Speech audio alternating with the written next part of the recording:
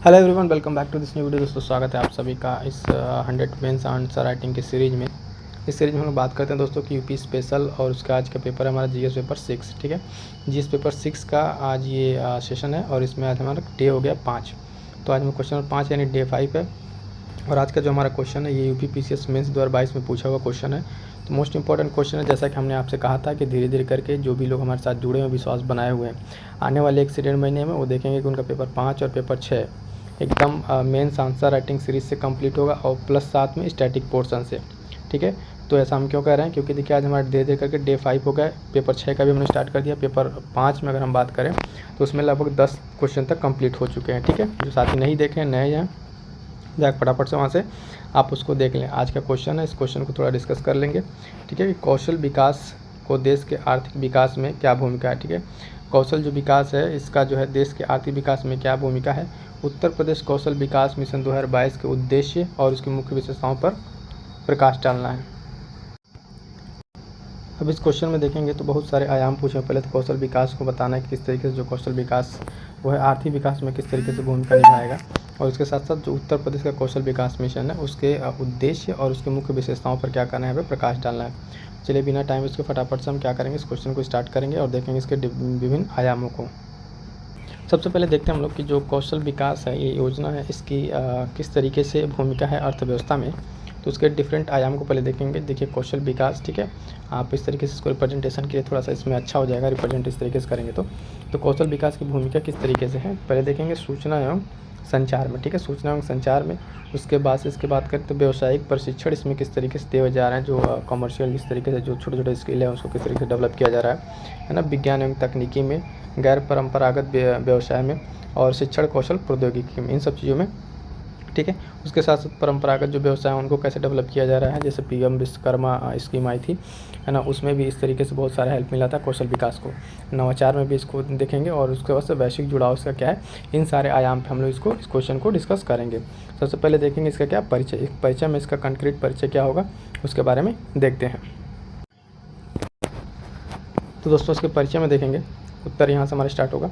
और तो कौशल विकास जो है किसी देश की आर्थिक विकास को गति प्रदान करने में महत्वपूर्ण भूमिका होती है। ठीक है, कौशल विकास क्या करता है, किसी भी देश के आर्थिक विकास के उसको एक गति प्रदान करता है, उसमें एक क्या करते हैं उसको डेवलपमेंट को इम्प्रूव करता है। भारत के संदर्भ में अगर हम बात करेंगे तो जनसांख्यिकी लाभांश, ठीक है, डेमोग्राफिक डिविडेंड जो है यहाँ पे सुदृढ़ है, यानी सबसे ज़्यादा पॉपुलेशन यहाँ पर जनसंख्या है।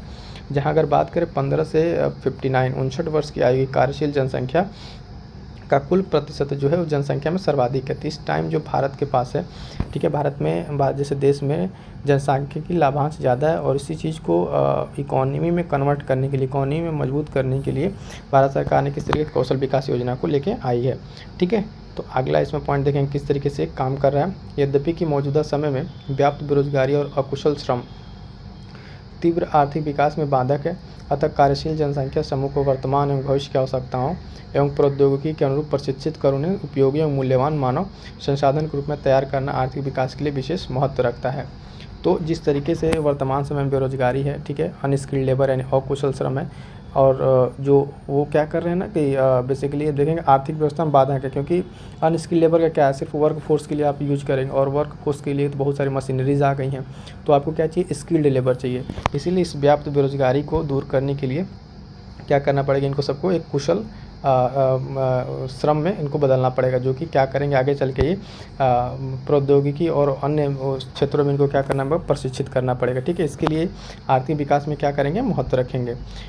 इसी बात को ध्यान में रखते हुए भारत सरकार की ओर से श्रम एवं रोजगार मंत्रालय द्वारा अंतर्राष्ट्रीय श्रम संगठन, ठीक है, की साझेदारी से 2007 में राष्ट्रीय कौशल विकास नीति का मसौदा बनाने की प्रक्रिया प्रारंभ की गई। वर्तमान में देखेंगे तो विभिन्न कौशल विकास कार्यक्रमों को क्रियान्वयन किया जा रहा है। ठीक है, कौशल विकास जो है देश की आर्थिक विकास में निम्नलिखित रूपों से भूमिका निभाता है।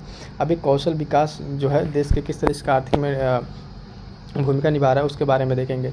और ये स्टार्ट कहाँ से हुआ है, 2007 में स्टार्ट हुआ भारत सरकार के द्वारा ILO के यानी अंतर्राष्ट्रीय श्रम संगठन जो है उसके साझेदारी से ये स्टार्ट हुआ है।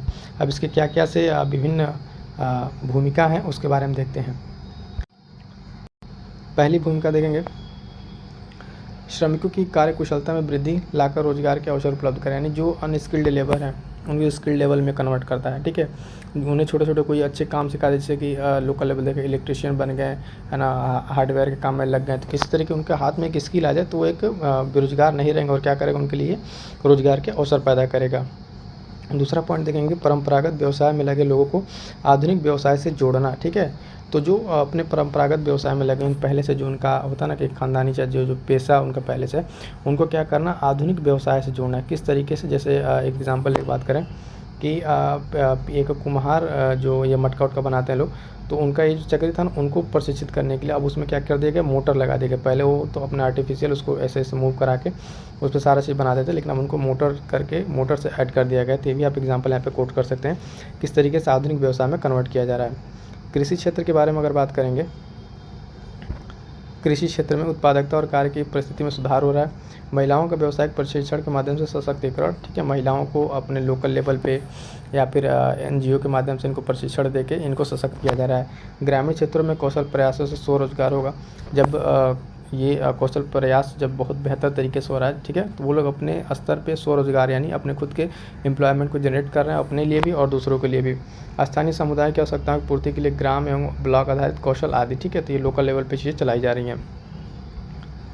कौशल विकास के लिए अन्य चीज़ देखेंगे कि सरकारी प्रयास क्या क्या किए गए हैं। तो राष्ट्रीय कौशल विकास उद्यमिता नीति 2015 घोषित है, ठीक है। स्किल इंडिया मिशन 2015 शुरू किया गया है। स्किल इंडिया मिशन कौशल की मान्यता मानकीकरण के लिए प्रधानमंत्री कौशल विकास योजना चलाई जा रही है, और इसके लिए हर साल बजट में अलग से एक प्रावधान भी आता है इन सारे क्या करना है स्कीम्स के लिए, ठीक है। तो ये सारे पॉइंट्स आप मेंशन करेंगे। इन सारे चीज़ों को आप क्वेश्चन वाइज भी अगर लिखते चल रहे हैं, ठीक है, क्वेश्चन वाइज नोट्स भी बना लेंगे ना, तो आपके आगे चल के बहुत हेल्पफुल होने वाला रिविज़न करने के लिए। अब देखेंगे अगला पॉइंट क्या है कि स्किल इंडिया मिशन को बढ़ावा देना। स्किल इंडिया मिशन को बढ़ावा देने के लिए संकल्प, ठीक है, और स्ट्राइव जैसी पहल शुरू की गई। ये पहल इंपॉर्टेंट है, इन दोनों को मेंशन करेंगे और इसको अंडरलाइन कर देंगे लिखते टाइम। उत्तर प्रदेश कौशल विकास मिशन 2022 का उद्देश्य युवाओं को औपचारिक प्रशिक्षण प्रदान करना, स्वावलंबी कुशल बनाना है। इस मिशन की विशेषताएं निम्नलिखित हैं, ठीक है। अब यहाँ से हम बात करेंगे उत्तर प्रदेश कौशल विकास, जो इस स्टेट स्पेसिफिक पूछा था हमसे क्वेश्चन, उसके बारे में, इस मिशन के बारे में जो 2022 का उसका उद्देश्य क्या है उसके बारे में डिस्कस करेंगे। उद्देश्य जो है युवाओं को प्रशिक्षण देना, उनको कुशल बनाना, ठीक है। इस मिशन की जो मुख्य विशेषताएं हैं उसके बारे में हम लोग डिस्कस कर 2-4 पॉइंट बता देंगे। इस तरीके से हमारा आंसर कंप्लीट हो जाएगा। पहला क्या है कि राज्य के सभी बेरोजगार युवाओं को रोजगार के लिए प्रशिक्षण प्रदान करना। जितने बेरोजगार हुए उनको क्या करना, अकुशल से कुशल श्रमिक में बदलना। दूसरा क्या है, बेरोजगार युवक एवं युवतियों को प्रशिक्षण के लिए अपनी इच्छानुसार पाठ्यक्रम चुनने का मौका प्रदान करना। यानी जिस तरीके विभिन्न तरह के डिप्लोमा कोर्सेज चलाए जा रहे हैं उसमें मेडिकल लैब टेक्नीशियन या फिर अदर कोई इलेक्ट्रॉनिक इलेक्ट्रीशियन, इसमें उनको मतलब अपने इच्छानुसार, ठीक है, उस तरह के पाठ्यक्रम हो जाएं और अपने हिसाब से स्किल को उसमें प्राप्त करें। अगला पॉइंट है कि सभी पाठ्यक्रमों में युवाओं को अंग्रेजी और कंप्यूटर की जानकारी प्राप्त की जाएगी। यानी इसके साथ साथ इनको अंग्रेजी और कंप्यूटर पर विशेष बल दिया जा रहा है कि इस कौशल विकास में कि उन्हें अंग्रेजी भी है और कंप्यूटर से जुड़ के आधुनिक क्या करें, आधुनिकता को प्राप्त करें, ठीक है। तो ये सब सारी पॉइंट भी इसमें ऐड हो जाएंगे। अगला पॉइंट देखेंगे कि मान्यता प्राप्त संस्थानों के द्वारा सफलता प्राप्त जो युवक हैं और युवतियाँ उनको प्रदेश सरकार द्वारा प्रमाण पत्र उपलब्ध कराना। तो उनको जो भी आप डिग्री ले रहे हैं उसका प्रमाण पत्र भी आपको मिल जाता है, और उसके साथ साथ आपको कहीं कहीं उसमें जॉब प्लेसमेंट के लिए रोजगार मेलों का आयोजन किया जाता है। तो अब यहाँ पे कंक्लूजन क्या हो जाएगा इसका देखेंगे। निष्कर्ष रूप में देखा जा सकता है कि देश के आर्थिक और सामाजिक विकास के लिए कौशल, ज्ञान, विज्ञान और तकनीकी योग्यताएं प्रेरक शक्ति हैं। किस तरीके से एकदम ज़रूरी हैं आप देखेंगे, आवश्यक हैं, जो देश के विकास और समृद्धि को मार्ग पर लाएंगे और आगे ले जाने में मदद करेंगे। वर्तमान परिदृश्य में देखेंगे, वर्तमान परिप्रेक्ष्य में अगर, तो वैश्विक स्तर पर उभरती हुई अर्थव्यवस्थाओं की मुख्य चुनौतियों से निपटने में देश आगे है जिन्होंने कौशल की तकनीकी को उच्च स्तर को छू लिया है। तो ऐसा इस तरीके से अब एक यहाँ पे क्या करें, पॉजिटिव नोट हम यहाँ पे क्या करेंगे, इसको कंप्लीट करेंगे अपने आंसर को, ठीक है। तो आई होप से क्वेश्चन आपको पूरा समझ में आया होगा। इस क्वेश्चन में 2-3 पॉइंट थे जिन्हें हमें डिस्कस करना था। एक लास्ट वाला पॉइंट हमारे पास ये था कौशल विकास मिशन, और उसके बाद से उसके पहले था कि कौशल विकास मिशन किस तरीके से हेल्पफुल है, ठीक है। बाकी आपके इससे रिलेटेड कोई डाउट हो तो आप कमेंट करके जरूर बता दीजिएगा, ठीक है। और कि UPPCS के लिए दोनों चीज़ें एक साथ पैरेलल डेट जिस तरीके से आ गई है वो दोनों चीज़ें इंपॉर्टेंट है। आप ही लोग की डिमांड पे यहाँ पे UPPCS के लिए प्रीलिम्स के लिए GS की कंप्लीट टेस्ट सीरीज अगर आपको यहाँ चीज़ें प्रोवाइड करा दी हैं तो उसका लाभ आप ज़रूर लें, ये आपके प्रिपरेशन को ज़रूर बूस्ट करेगा, ठीक है। और इसमें हम आपको बताएं सारे सब्जेक्ट वाइज जितने सारे सब्जेक्ट आप यहाँ पे देख पा रहे हैं उन सबका कंप्लीट यहाँ पे प्रीलिम्स टेस्ट सीरीज आपको उपलब्ध कराया जा रहा है। अब तक में देखेंगे तो भूगोल का हो गया है, ठीक है, उत्तर प्रदेश हो गया, और ये पॉलिटी चल रहा है, ठीक है, करंट अफेयर भी आपको यहाँ प्रोवाइड कराया जा रहा है। तो दोस्तों आप अपनी पढ़ाई को अपने साथ जारी रखिए, ठीक है, जो अपना पढ़ रहे हैं उसके साथ साथ अगर आप इस चैनल के माध्यम से जुड़े रहेंगे अगले 1-2 महीने में आप अपने अंदर बदलाव पाएंगे। मेरा पूर्ण विश्वास है, इसलिए कह रहा हूँ क्योंकि यहाँ पे आपको चीज़ें मेंस, ठीक है, मेंस की भी आपको तैयारी कराई जा रही है और प्री की भी, तो दोनों आपको एक साथ यहाँ पे करने को मिल जाएगा। तो इसलिए करें, जो भी दोस्त अब इस चीज़ को नहीं देखें फटाफट से जाइए देखिए, और आपके जो भी सुझाव हैं वो आप कमेंट बॉक्स में ज़रूर बताइएगा, ठीक है।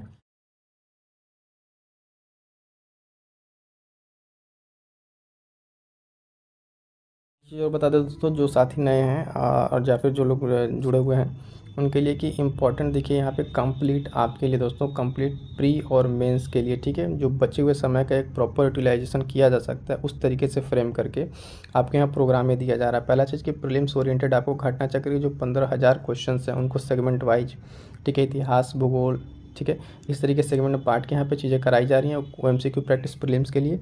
उसके बाद से अलग से टेस्ट सीरीज कराया जाएगा सब्जेक्ट वाइज, कुछ टेस्ट सीरीज अपलोडेड है, उसको भी जाकर आप देख सकते हैं।